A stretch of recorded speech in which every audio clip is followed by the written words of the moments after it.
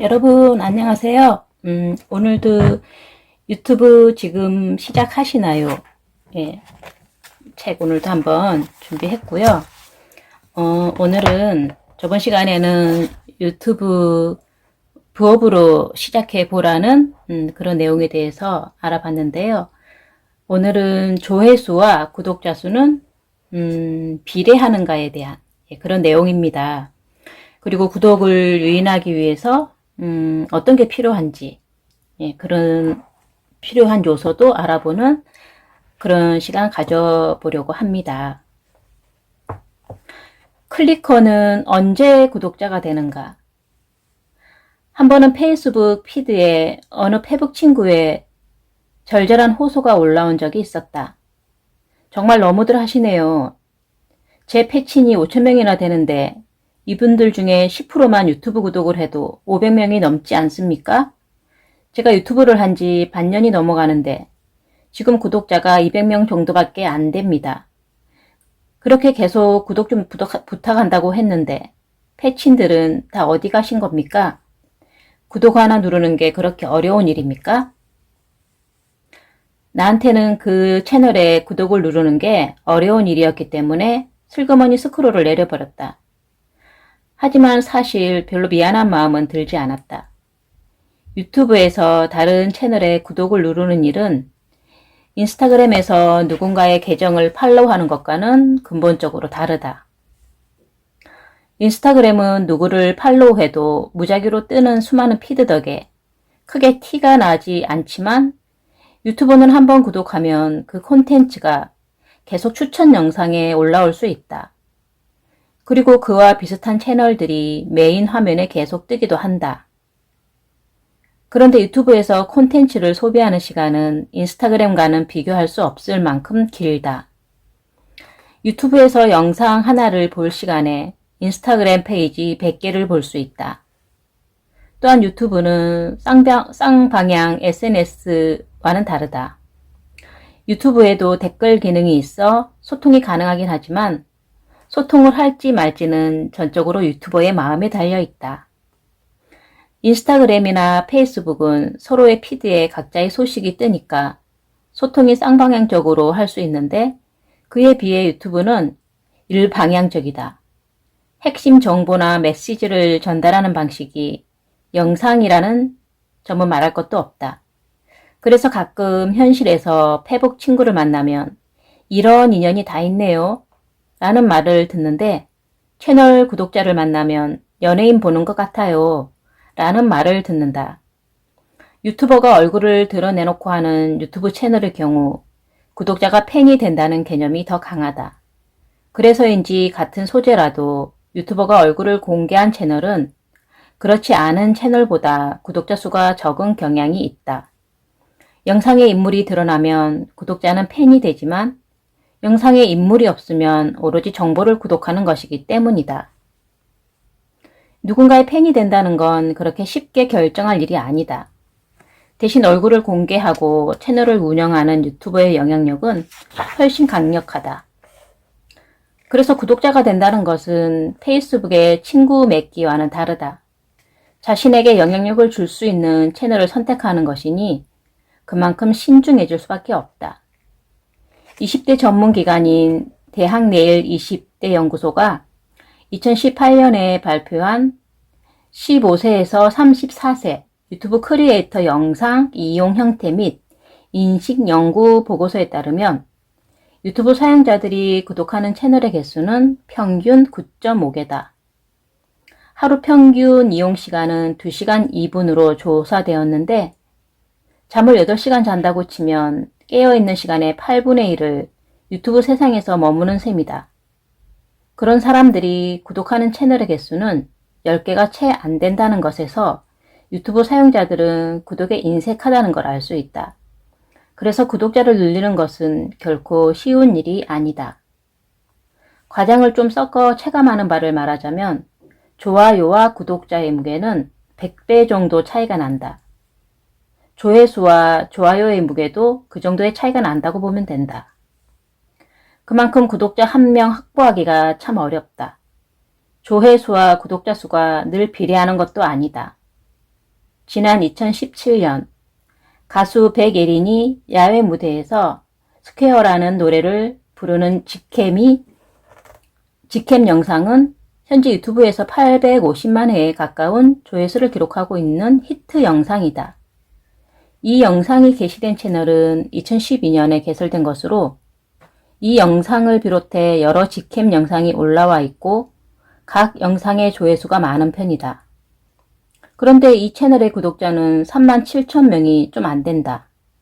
높은 조회수의 영상을 다수 보유한 채널이고 채널치고는 채널 구독자 수가 적다. 이는 구독자 수와 조회수가 단순 비례 관계에 있지 않다는 사실을 잘 보여준다.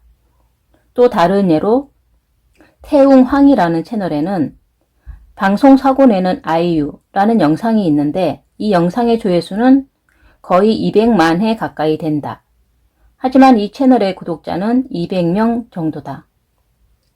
이런 예들을 보면 자연히 영상 조회수와 채널 구독자 수의 상관관계에 대해서 의문을 품게 된다. 도대체 클리커는 언제 구독자가 되는 것일까?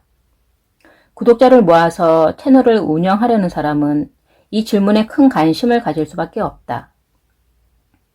게다가 이를 모르는 상태에서 유튜브를 시작한다면 영상 몇 개는 빵 터뜨릴 수 있을지 몰라도 그것을 구독자 수 증가로 연결시키지 못할 수도 있다.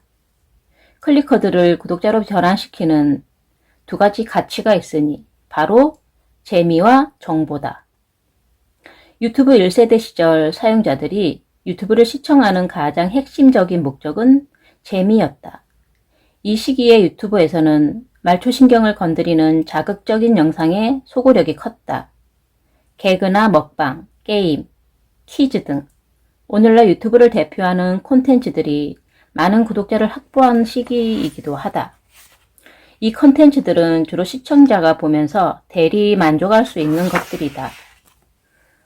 건전한 방법으로 웃음을 주는 콘텐츠도 많았지만 오직 재미를 얻기 위해 일반인을 대상으로 몰래 카메라를 하거나 엽기적인 행위를 하는 콘텐츠도 많이 나왔다. 이런 콘텐츠들은 유튜버를 향한 부정적인 인식이 형성되는데 한몫했다. 오늘날에도 재미있는 사람들의 유튜브를 찾아오는 중요한 목적 중 하나다. 무엇보다 재미있는 영상이 안정적으로 올라오는 채널은 구독자가 많다. 계속 볼만한 가치가 있다고 느끼기 때문이다. 하지만 1세대처럼 특이하고 재미있는 채널은 구독을 누르고 본다는 자비로움이 많이 사라졌다. 이제 유저들은 웬만큼 재미있지 않고서는 구독 버튼을 누르지 않는다. 어느 정도 수준의 재미를 주는 채널은 이미 구독 중이기도 하다. 그래서 요즘의 유튜브 이용자들은 가끔 압도적이거나 참신한 재미를 주는 채널을 새롭게 발견했을 때만 구독 버튼을 누른다. 유튜브 2세대로 오면서 유튜브로 얻을 수 있는 정보가 조금 더 강력한 구독 동기로 작용하게 되었다. 뷰티 채널은 1세대 때부터 정보를 얻기 위한 구독이 이루어지는 콘텐츠였다. 먹방 채널은 대리 만족의 재미를 넘어 음식을 먹을 때의 팁, 맛집 소개 등 정보를 제공하기도 한다. 요리 채널은 1세대 때부터 꾸준히 구독자를 끌어온 콘텐츠다.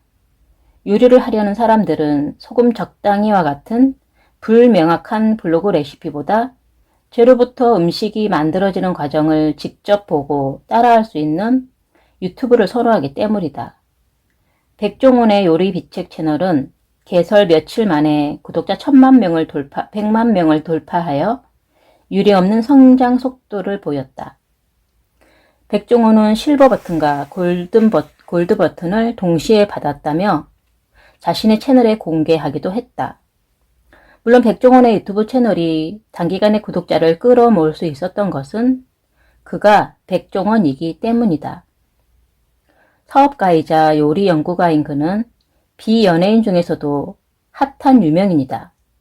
하지만 요즘은 연예인이 유튜브를 개설한다고 해서 사람들이 우르르 몰려가 맹목적으로 구독 버튼을 누르는 시대가 아니다. 백종원의 요리 비책과 비슷한 시기에 개설해서 함께 관심을 받았던 김태호 PD의 놀면 뭐하니 채널은 실제 방송으로도 이어지며 순식간에 구독자들을 모았지만 지금 놀면 뭐하니 채널의 구독자 수는 40만 명이 조금 넘는 수준이다. 유재석과 김태호 PD의 믿고 보는 조합인데다 방송과 연계되는 장점이 있음에도 채널 구독자가 40만 명 정도인데 백종원의 요리비책은 같은 기간 동안 340만 명에 가까운 구독자를 모았다. 그러니 백종원이니까 라는 말로 그의 채널의 초고속 성장을 모두 설명하기는 힘들다. 백종원이라는 인물이 실생활에 필요한 정보를 전해주기 때문에 이 채널이 순식간에 성장했다고 봐야 한다. 백종원의 요리비책에서 가장 인기 있는 영상은 670만 회 이상의 조회수를 기록한 초간단 김치찌개이며 제육볶음 100인분 만들기, 김치밥 레시피, 만능 양파볶음 대작전 등이 그 다음이다. 여기에서 이 채널의 인기 비결을 알 수 있다. 간단하고 쉬우면서 어느 정도 맛을 보장하는 요리를 만드는 법을 알려준다는 것이다. 이런 정체성은 백종원이 방송에서 보여주는 것과 일치하기 때문에 백종원 채널에서 들어온 사람들은 콘텐츠의 성격에 대한 큰 고민 없이 구독 버튼을 눌렀던 것이다. 2세대 유튜브 구독의 핵심은 정보다. 자신에게 유익한 정보가 구독을 결정하는 핵심 요인이 된다. 1세대 때는 뷰티나 요리 같이 실생활에 관한 정보 위주였다면 2세대에는 정보의 폭이 주식, 부동산, 법률, 책, 영화 등으로 확대되고 있다. 그리고 그런 세분화된 정보들이 자신에게 유익하다고 판단한 이용자들은 그 채널을 구독하게 된다. 예를 들어 시한책방은 전반적인 영상 조회수에 비해 구독자 수가 많은 편이다. 우연히 이 채널에 들어온 사용자들이 전체적인 콘텐츠 구성을 보고 언젠가는 이 채널을 활용할 수 있겠다는 생각이 들어 구독해 두기 때문이다. 많은 사람이 책을 읽어야 하는데 라는 마음의 빚을 지고 살고 있는데 시한책방은 언젠가 책을 읽을 때 도움이 될 거라는 생각으로 미래를 위해 저축하듯이 구독을 하는 것 같다. 재미있는 콘텐츠는 연일 쏟아져 나오고 심지어 지상파나 케이블 방송도 마케팅 전략으로 드라마나 예능 장면들을 잘라 유튜브에 업로드하고 있으니 그런 콘텐츠는 그 자리에서 소비하고 말지 굳이 구독할 필요가 없다. 유튜브 2세대인 지금은 자신에게 유익하다고 판단되는 정보성 채널의 구독자가 몰리고 있다. 정보 위주의 채널이 아닌데도 구독이 이루어지는 경우는 팬심 때문인 경우가 많다.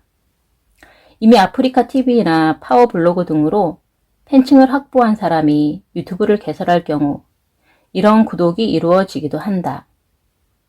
자신이 일정한 분야에서 영향력을 가지고 있는 사람이라면 그런 영향력을 활용해서 유튜브 구독을 만들어야 하겠지만 이런 형태의 구독자 유입은 누구나 할 수 있는 것은 아니므로 우리 입장에서는 참고만 할 뿐이지 지향할 수 있는 건 아니다. 그러니 이제 유튜브 채널을 기획해서 만들고 운영하려는 사람들은 자신의 채널이 분명히 차별화된 정보를 제공하는지에 대해서 고민해야 한다. 취향을 다루는 콘텐츠도 결국은 그 취향에 대한 자세한 정보를 다뤄야 하는 시대가 되었다.